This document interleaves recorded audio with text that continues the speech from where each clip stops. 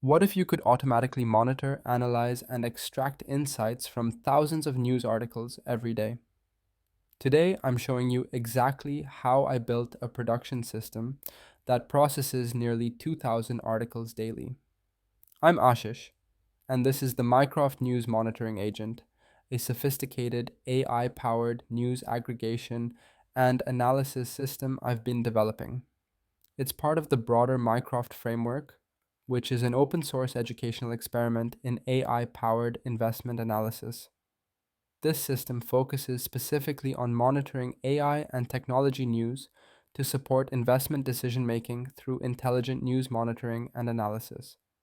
Everything I'm showing you today is open source, and I'll be sharing what actually works in production versus what just sounds good in theory. Before we dive in, let me quickly explain some key terms you'll hear throughout this video. RSS feed. This stands for Really Simple Syndication. It's a web feed format that allows automated access to website updates. Think of it as a subscription to a website's new content that machines can read. FinBERT. This is a pre-trained natural language processing model specifically fine-tuned on financial text for sentiment analysis. It's built on the BERT architecture but understands financial context.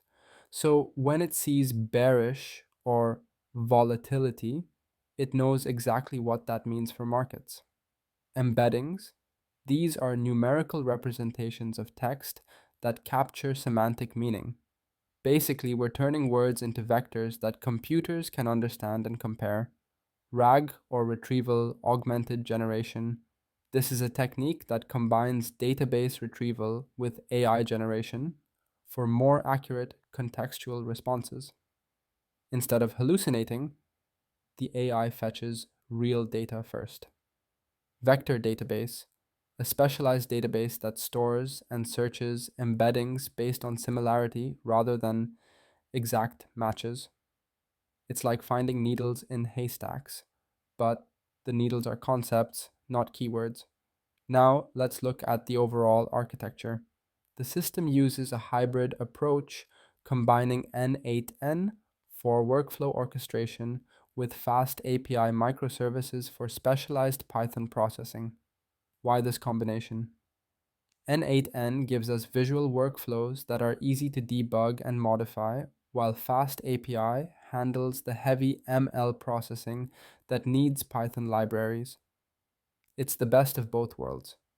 The processing pipeline works like this. First, we ingest news from multiple sources. Then, we deduplicate to remove redundant articles. Next, we analyze sentiment and generate embeddings. Finally, we store everything in our databases and make it available through a RAG interface. Let's dive into the n8n workflows. This is where the magic happens. First, we have the schedule trigger. You can see here it's set to run every 20 minutes. This frequency gives us near real-time updates without overwhelming our sources or databases. For news sources integration, n8n orchestrates the workflow, but the actual fetching is handled by our FastAPI service. Why FastAPI for fetching? The Python feed parser package makes parsing different RSS formats trivial. RSS feeds are notoriously inconsistent. Different XML structures, namespaces, and encoding issues. Feed parser handles all these edge cases automatically. We use HTTP request nodes to call the fetch endpoint. The fetch endpoint aggregates RSS feeds from TechCrunch, VentureBeat, and several other tech publications. The data transformation happens in two stages. First, the FastAPI parse endpoint extracts and normalizes article content. Raw feeds come in different formats. Some have full content, others just snippets. Some use different field names for the same data. The parse endpoint handles all this complexity, returning standardized fields: title, content, source, published date, and URL next. Sentiment analysis. We call the FinBERT endpoint, passing the article content as a parameter. This FastAPI endpoint processes sentiment analysis using our self-hosted FinBERT model The beauty of this design is that all the heavy ML processing happens in the FastAPI service, while n8n handles the orchestration and flow control. For embeddings, I'm actually running an experiment. I use two different models. Google's Gemini API with the text embedding 004 model and HuggingFace's FinLang model. This isn't just for redundancy, I'm evaluating their performance in this specific use case. Which one gives better retrieval results for financial and tech news? Which one has better semantic understanding of domain-specific terms? I'll be sharing these performance comparisons in a future video. These are called directly from n8n since they're already optimized API services. For database operations, everything goes into qdrent, our vector database. This was a deliberate choice over pgvector. While qdrent stores the embeddings as vectors, it also stores all the article metadata, the article text, sentiment scores, timestamps, source information, everything. The key advantage here is that n8n's RAG implementation works seamlessly with qdrent's metadata filtering. When I need to query articles from a specific date range or with certain sentiment scores, qdrent node makes this trivial in n8n.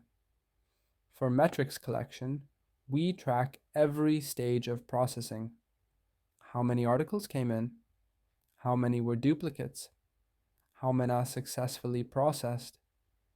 These metrics are crucial for keeping track of the key performance indicators. 1.